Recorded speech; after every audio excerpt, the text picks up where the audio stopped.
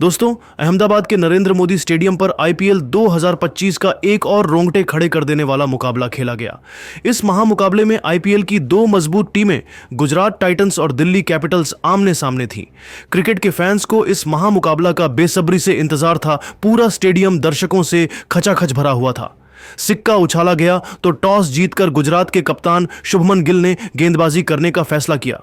वहीं इस मुकाबले में दिल्ली की टीम को पहले बल्लेबाजी करने का मौका मिला। दिल्ली की तरफ से पारी की शुरुआत करने के लिए उनके दो विस्फोटक बल्लेबाज करुण नायर के साथ अभिषेक पोरेल की खतरनाक जोड़ी बल्लेबाजी करने के लिए मैदान पर उतरी। दोनों बल्लेबाजों के कंधों पर अपनी टीम को अच्छी शुरुआत दिलाने की जिम्मेदारी थी। वहीं गुजरात की तरफ से पहले ओवर में गेंदबाजी करने के लिए रफ्तार के सौदागर मोहम्मद सिराज आए। मोहम्मद सिराज के ओवर की शुरुआती दो गेंदें वाइड चली गई। इसके बाद दूसरी गेंद पर अभिषेक ने जबरदस्त चौका लगाते हुए अपनी टीम का खाता खोला।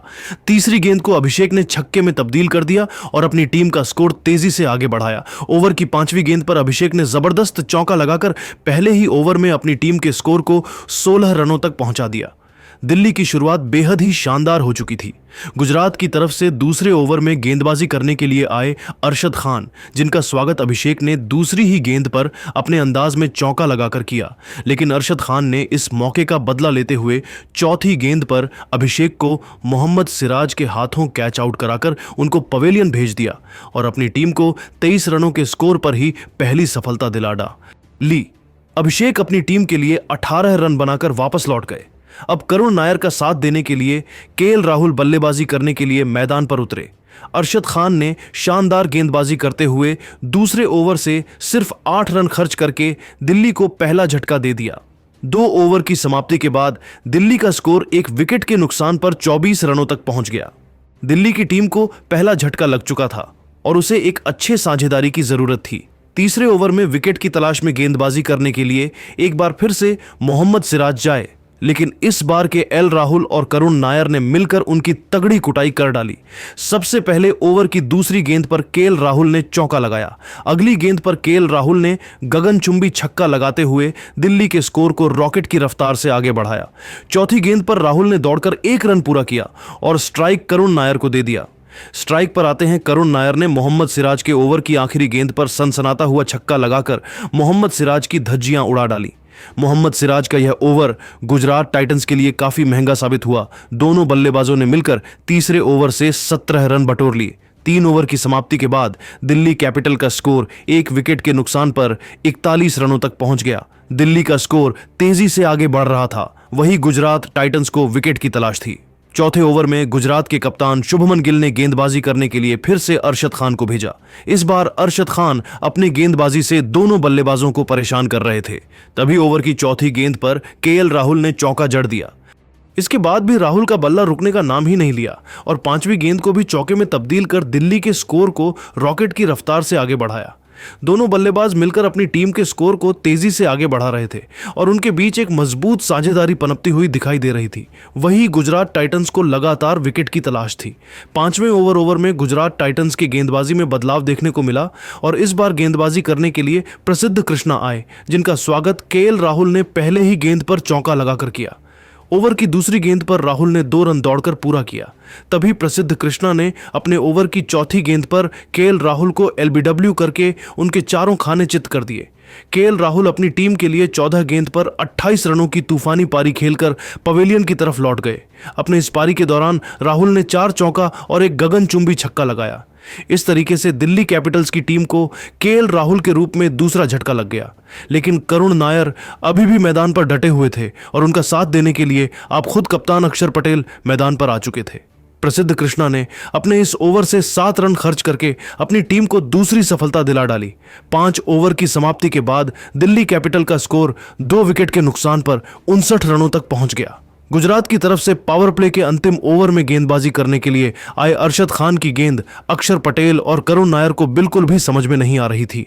दूसरी गेंद पर अक्षर पटेल के कैच आउट होने का चांस बना, लेकिन शुभमन गिल ने कैच छोड़ दिया और इस तरीके से अक्षर पटेल को जीवनदान मिल गया। ओवर की तीसरी गेंद पर अक्षर पटेल ने 1 रन दौड़कर स्ट्राइक करुण नायर को दे दिया। अरशद खान की चौथी गेंद पर करुण नायर ने चौका जड़ दिया। इसके बाद 5वीं गेंद पर सनसनाता हुआ छक्का लगाकर अपनी टीम के स्कोर को रॉकेट की रफ्तार से आगे बढ़ाया। दोनों बल्लेबाजों ने मिलकर अरशद खान के इस ओवर से 14 रन जोड़ डाले। पावर प्ले की समाप्ति के बाद दिल्ली का स्कोर 73 रनों तक पहुंच गया। वहीं उसके दो बड़े बल्लेबाज पेवेलियन की तरफ लौट चुके थे, जहां एक छोर से करुण नायक चौके और छक्के लगाकर अपनी टीम के स्कोर को तेजी से आगे बढ़ा रहे थे, तो वहीं दूसरी छोर से अक्षर पटेल भी कंधे से कंधा मिलाकर उनका साथ दे रहे थे। पावर प्ले की समाप्ति के बाद 7वें ओवर में गेंदबाजी करने के लिए फिर से प्रसिद्ध कृष्णा आए, लेकिन इस बार दोनों बल्लेबाजों को सिर्फ सिंगल लेकर ही काम चलाना पड़ा। लेकिन जाते जाते प्रसिद्ध कृष्णा के ओवर की आखिरी गेट पर अक्षर पटेल ने शानदार चौका लगाकर 7 ओवर में अपनी टीम के स्कोर को 62 रनों तक पहुंचा दिया। दिल्ली की टीम इस मैच में पूरी तरीके से हावी हो चुकी थी। वहीं गुजरात को लगातार विकेट की तलाश थी। 8वें ओवर में गुजरात के गेंदबाजी में जबरदस्त बदलाव देखने को मिला और इस बार शुभमन गिल ने गेंदबाजी करने के लिए राशिद खान को बुला लिया। आते ही राशिद खान ने इतनी खतरनाक गेंदबाजी किया कि दोनों बल्लेबाजों के होश उड़ गए। करुण नायर और अक्षर पटेल काफी संभल कर बल्लेबाजी कर रहे थे। राशिद खान ने शानदार गेंदबाजी करते हुए अपने इस ओवर से सिर्फ 7 रन ही खर्च किया, लेकिन वह विकेट निकालने में फेल रहे। 8 ओवर की समाप्ति के बाद दिल्ली की टीम 79 रनों के आंकड़े तक पहुंच गई। 9वें ओवर में कप्तान शुभमन गिल ने रणनीति बनाई और गेंद को एक बार फिर से प्रसिद्ध कृष्णा के हाथों में थमाया।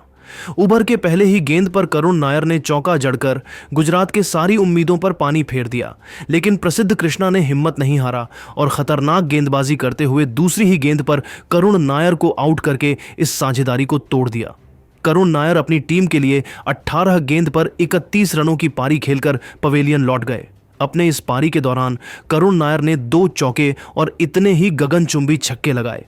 करुण नायर का विकेट गिरने के बाद अब कप्तान अक्षर पटेल का साथ देने के लिए मैदान पर ट्रिस्टन स्टब्स आ चुके थे, लेकिन स्टब्स के चेहरे पर विकेट गिरने का दबाव बिल्कुल भी नहीं दिख रहा था और आते ही उन्होंने शानदार चौका लगाकर अपनी टीम के स्कोर को तेजी से आगे बढ़ाया। 9 ओवर की समाप्ति के बाद दिल्ली कैपिटल्स की टीम में 100 रनों के आंकड़े तक पहुंच गई। वह उसके 3 बड़े बल्लेबाज पवेलियन की तरफ लौट चुके थे। भले ही दिल्ली के 3 विकेट गिर चुके थे, लेकिन उसके स्कोर पर विकेट का कोई भी फर्क नहीं दिख रहा था। 10वें ओवर में कप्तान शुभमन गिल ने गेंद को एक बार फिर से राशिद खान के हाथों में थमाया। राशिद खान के खतरनाक गेंदबाजी के सामने दोनों बल्लेबाज एक रन बनाने के लिए तरस रहे थे और संभल कर अपना विकेट बचा रहे थे। राशिद खान खतरनाक गेंदबाजी करते हुए सिर्फ 5 रन ही खर्च किए। दोनों बल्लेबाज समझदारी के साथ बल्लेबाजी करते हुए सिंगल और डबल लेकर अपनी टीम के स्कोर को 10 ओवर में ही 105 रनों तक पहुंचा दिया। जिस तरीके से दिल्ली का स्कोर तेजी से आगे बढ़ रहा था और गुजरात के गेंदबाज विकेट निकाल रहे थे, उसे देखकर तो यही लग रहा था कि आज दिल्ली कैपिटल्स की टीम गुजरात टाइटंस को आसानी से 220 से 230 रनों का लक्ष्य दे सकती है। लेकिन दोस्तों, अब आपको क्या लगता है, इस बार आईपीएल की चमचमाती हुई ट्रॉफी कौन सी टीम जीतेगी? आप खुद नीचे कमेंट करके बताइए और क्रिकेट जगत से संबंधित ऐसी नई वीडियो के लिए हमारे चैनल को जरूर सब्सक्राइब करिए। धन्यवाद। नमस्कार दोस्तों, अगर आपको चेन्नई सुपर किंग्स और रॉयल चैलेंजर बेंगलुरु के बीच खेला गया आईपीएल 2025 का 8वां और सांसें रोक देने वाला सबसे रोमांचक महामुकाबला पसंद आया हो, तो इस वीडियो को आप एक लाइक जरूर करें। इस वीडियो का लाइक टारगेट 400 लाइक है, तो इस वीडियो को आप दिल से लाइक जरूर करें दोस्तों। विराट कोहली और रजत पाटीदार के तूफान के बाद बेंगलुरु के गेंदबाजों ने चेन्नई सुपर किंग्स के बल्लेबाजी को घुटने टेकने पर उनके ही घर में मजबूर कर दिया। लेकिन सचिन रविंद्र और शिवम दुबे अंतिम ओवर तक मुकाबले में लड़ते रहे। सचिन रविंद्र के इस शानदार बल्लेबाजी को देखकर पूरे क्रिकेट जगत की आंखें फटी की फटी रह गईं। तो आखिर इस अंतिम ओवर के मैच में किस टीम ने मारी बाजी? दोस्तों, आईपीएल 2025 के 8वें और सबसे रोमांचक मुकाबले में आईपीएल इतिहास की 2 सबसे बड़ी टीमें एक दूसरे के सामने थी। इस बार अर्थुराज गायकवाड़ के कप्तानी वाली चेन्नई सुपर किंग्स के सामने बेंगलुरु की टीम थी। इस रोंगटे खड़े कर देने वाले मुकाबले में चेन्नई सुपर किंग्स के कप्तान अर्थुराज गायकवाड़ ने टॉस जीता और पहले गेंदबाजी का फैसला लिया और बेंगलुरु की टीम को पहले बल्लेबाजी करने के लिए आमंत्रित किया। उसके बाद रनों की बारिश करने के इरादे से बेंगलुरु के 2 दिग्गज ओपनर बल्लेबाज फ्लिप साल्ट और विराट कोहली मैदान पर उतरे। दोनों खिलाड़ियों को इस महामुकाबले में अपनी टीम को एक विस्फोटक ओपनिंग ओपनिंग शुरुआत दिलाने की बहुत ही बड़ी जिम्मेदारी थी और बेंगलुरु की इस ओपनिंग जोड़ी ने आते ही चेन्नई के गेंदबाजों पर बड़े शॉट खेलना शुरू कर दिया था, खास करके फ्लिप साल्ट। इस मुकाबले में गजब की बल्लेबाजी कर रहे थे चेन्नई सुपर किंग्स की तरफ से। पहले ओवर में गेंदबाजी करने के लिए खलील अहमद आए, जिनके इस ओवर में साल्ट ने 2 शानदार चौका लगाते हुए पहले ओवर से 9 रन बटोरा। वहीं चेन्नई की तरफ से दूसरे ओवर में गेंदबाजी करने के लिए रविचंद्रन अश्विन आए। दूसरे ओवर की पहले ही गेंद पर साल्ट ने सनसनाता हुआ छक्का लगाकर अश्विन को घुटने टेकने के लिए मजबूर कर दिया। इसके बाद ओवर की दूसरी ओर आखिरी गेंद पर फ्लिप साल्ट ने शानदार चौका लगाते हुए दूसरे ओवर से 16 रन बटोरा और टीम के स्कोर को 25 रनों तक पहुंचा दिया। तीसरे ओवर में खलील अहमद ने शानदार गेंदबाजी करते हुए सिर्फ 7 रन खर्च किया। वहीं चौथे ओवर में चेन्नई की तरफ से गेंदबाजी में बदलाव देखने को मिला और चौथे ऊपर में गेंदबाजी करने के लिए आए। सेम कुर्रन ने सिर्फ 5 रन ही खर्च किया। साल्ट इस मुकाबले में अलग ही अंदाज में दिख रहे थे और चौकों और छक्कों की बारिश कर रहे थे। तभी 5वीं ओवर में गेंदबाजी करने के लिए आए नूर अहमद ने ओवर की आखिरी गेंद पर फ्लिप साल्ट को महेंद्र सिंह धोनी के हाथों स्टंपिंग करा